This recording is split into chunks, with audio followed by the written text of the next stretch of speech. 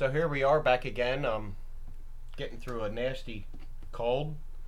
Turned into bronchitis. Been on 2 weeks of antibiotics. I'm feeling better, but not 100%.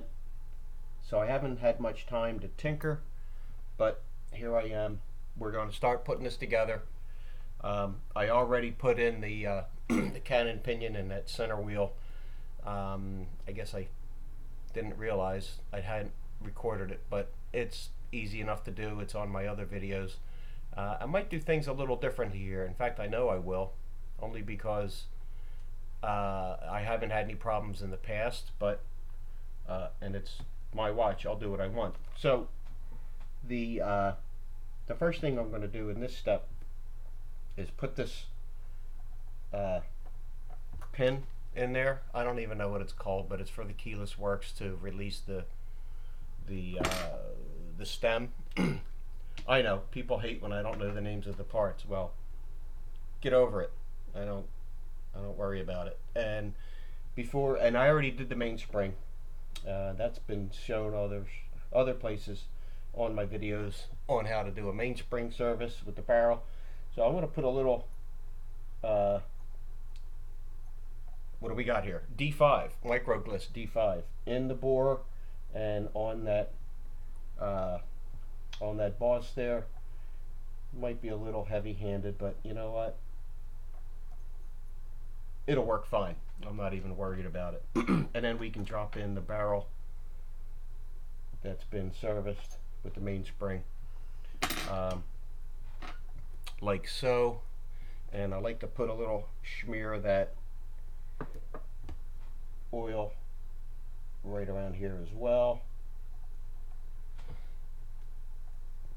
The thing about oil, everybody's going to have an opinion. Everybody has their thoughts, their feelings, their expertise. Great. Before I would never talk about oil, but now I don't give a crap. Whatever you want to do, you use. Basically, if it's a slow moving part, you can use a heavier oil, and if it's a fast moving delicate part, you want a lighter oil. That's, to me, that's common sense, but some people, are very religious about it. So I'm going to do something different here. I'm going to put a smear of oil right in that bore with D5, and I'm going to install that pinion. I know it goes against the general consensus on the way you do things. Well, I've done this before. I've had success with it. It works. And this, look at that, a piece of lint. And if you don't like it, then too bad. Do your own thing. Sometimes I get a little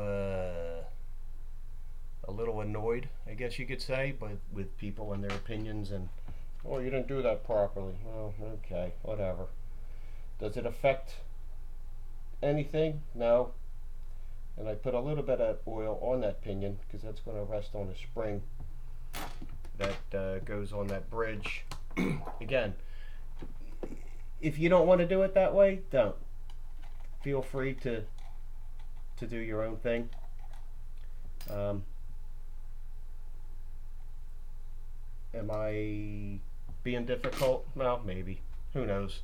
Now, for the bridge has a jewel right in the middle of it for that assembly, and I put a smear of D5 in there as well. That's off camera. I think everybody's pretty much seen that.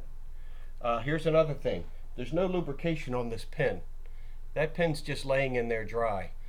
Why no lubrication? Well, it's not a fast moving part. It's not going to one day not work for you because there's no lubrication in it. And the one thing I don't need is oil running out of somewhere. So here we're going to lay this bridge on.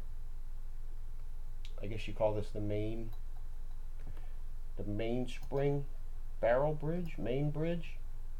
What do you call it? I don't know. Again, who just call it what it is.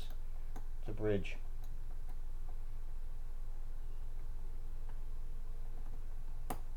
It's a little tight on that arbor, but that's okay. It's a good tight fit. Um, and there you have it. Another thing that doesn't require a huge amount of lubrication, and I already took care of that, is the click right in here. The click, I already took that apart and I put like a very tiny smear of oil on the inside. Minimal. It's very, you don't need a whole lot. It's not a high, fast moving part. It's not going to fail one day because you didn't put enough oil in it. It just doesn't happen. So we're going to screw this down. I'm just putting that in lightly. And if people are wondering what's on my wrist lately, am I using Soviet timepieces or watches? Honestly, not as much as I used to, only because I got a couple of divers that are real nice. Nothing expensive. Micro brands. I have a Helson, I have a Bouchette, I have, what other ones do I have? I don't know. But I like them because they're big and clunky, and they keep really good time. So here's a quick shot of what's on my wrist today. This is a Helson Shark Diver. The movement is a Miyota 9105 stainless steel, 44 millimeter, I think, or 43. Sapphire glass and sapphire on the bezel. It's really cool looking. The loom is outstanding on these. Great micro brand. Very inexpensive. One day I'm going to get into those Miyotos and tear them apart and see what's going on inside. So here we have that bridge installed, and I'm not gonna I'm gonna try to cut these short so I'm not long-winded. I'm gonna give that a quick test here. Okay, how's everything going? Nice and loose there. Next is the I'm gonna put a smear of oil right there, just a tiny bit, smear of D5.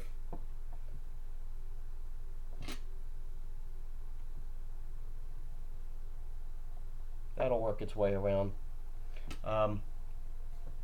Let's see. What is this part called? I don't know. Something to do with winding it. So I don't know what it's called, but there it goes. This is the one that has the left-handed threads. I'm going to put a smear of oil on that as well, on the part that I'm going to install now, and that'll lay in there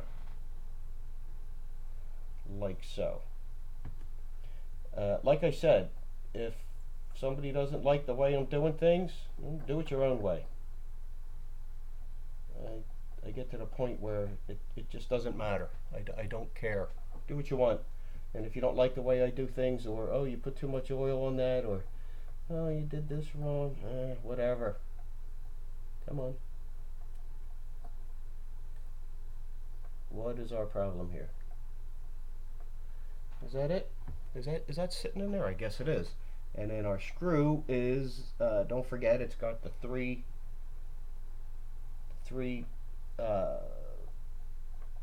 cuts in it. Now, see, this doesn't look right.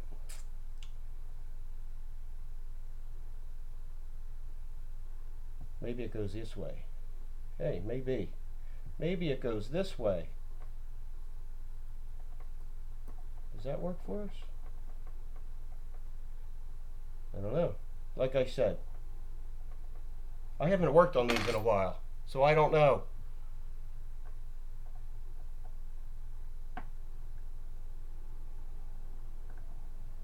No, that's not right, you dumbass. You stupid. Now I see what I'm doing. I had the gear in upside down. Okay, genius. Maybe you're drinking too much. Maybe I'm not drinking enough. Yes, the gear is directional. Alright, stupid. We could always start this over and you wouldn't have to see this screw up. But I'm not the type. If I screw it up, I'll tell you. Okay. Here, we're going to start over, but we're not going to start the video over. That goes like that. This is what happens when you get away from something for a while. Genius. Come on, stupid.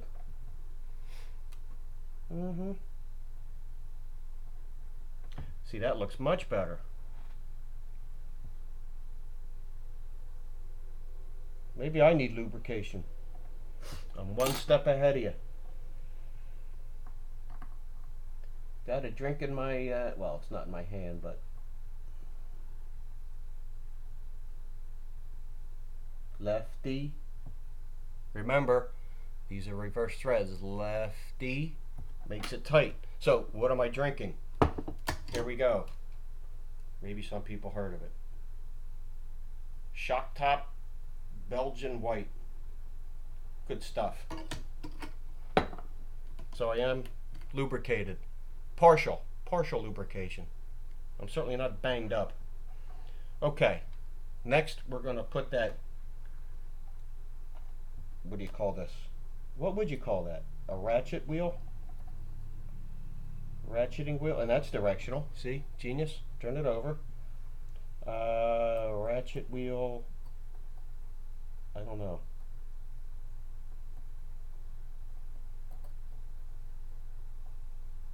I don't know what half of the stuff's called, so it doesn't matter. Now, where is the screw? To hold that down. Did I lose it? Probably. It should be a fairly... That's not it. That's not it. There it is. Fairly wide head.